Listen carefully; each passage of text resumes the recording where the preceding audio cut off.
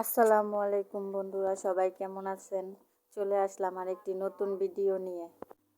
তো আজকে আমি রান্না করব পোলাও। তার জন্য ফ্রাই প্যানে তেল গরম করে পেঁয়াজগুলো দিয়ে দিলাম। এরপরে এখন এলাচ, দারচিনি, লবঙ্গ, তেজপাতা এবং আদা রসুন বাটা, লবণ সব কিছু একসাথে দিয়ে দিলাম। এখন মশলাগুলো কিছুক্ষণ ভেজে নিব, আর এরপর চালগুলো দিয়ে চালও কিছুক্ষণ ভেজে নিব। তো দেখতেই পাচ্ছেন আমার চাল ভাজা শেষ। এখন পরিমাণ মতো পানি দিয়ে দিব, আর পানি দেওয়ার পর বলক ওঠা পর্যন্ত ঢেকে দিব।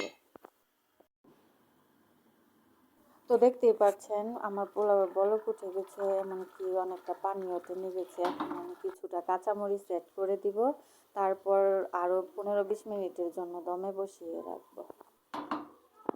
তো কিছুক্ষণ দমে বসায় রাখার পর আমার পোলাওটা এখন সম্পূর্ণ রেডি হয়ে গেছে। আর দেখতেই পাচ্ছেন পোলাওটা কত সুন্দর ঝরঝরে হয়েছে। তো পোলাওর পাশাপাশি আজকে একটু কাবাব বানাবো, তার জন্য ডাল নিয়ে নিলাম। ডালের মধ্যে চিকেন, আলু দিয়ে দিলাম। এরপরে পেঁয়াজ কুচি, হলুদের গুঁড়া, মরিচের গুঁড়া, ধনিয়ার গুঁড়া, জিরার গুঁড়া আর আদা রসুন বাটা দিয়ে দিলাম। এরপরে লবণ আর কাঁচামরিচ দিয়ে সুন্দর করে মাখিয়ে পরিমাণ মতো পানি দিয়ে দিব।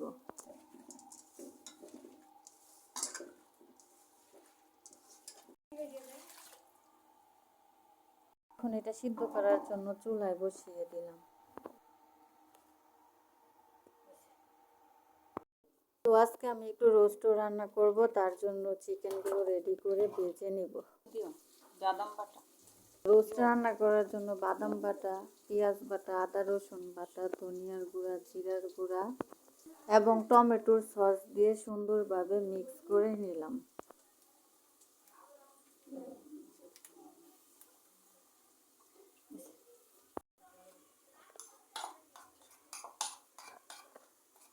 রোস্ট বসানোর জন্য কড়াইতে তেল গরম করে পেঁয়াজগুলো ভেজে নিলাম, আর রোস্টের মিক্স করা মশলাগুলো দিয়ে দিলাম।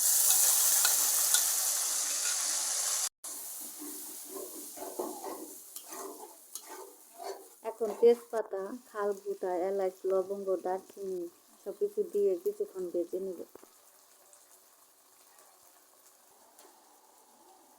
এখন মাংসগুলো দিয়ে আমি আর অনেকক্ষণ কষিয়ে নিব।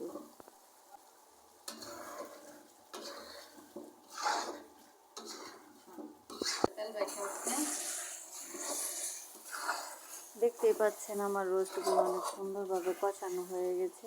এখন আমি এখানে পরিমাণ মতন দুধ দিয়ে দিব।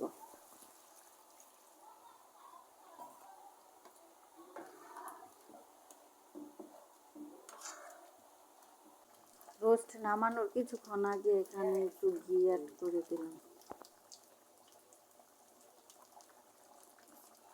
দেখতে দেখতে আমার রোস্ট রান্না শেষ। এদিক দিয়ে আমার কাবাবের ডাল আর চিকেন সিদ্ধ হয়ে গেছে। এখন এগুলো সুন্দর করে মাখিয়ে এর মধ্যে একটা ডিম ফাটিয়ে দিব।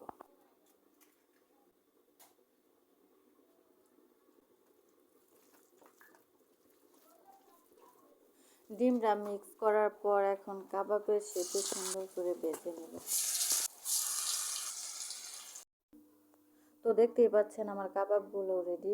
এরকম আরও ভিডিও পেতে আমার চ্যানেলটি সাবস্ক্রাইব করে পাশে থাকবেন।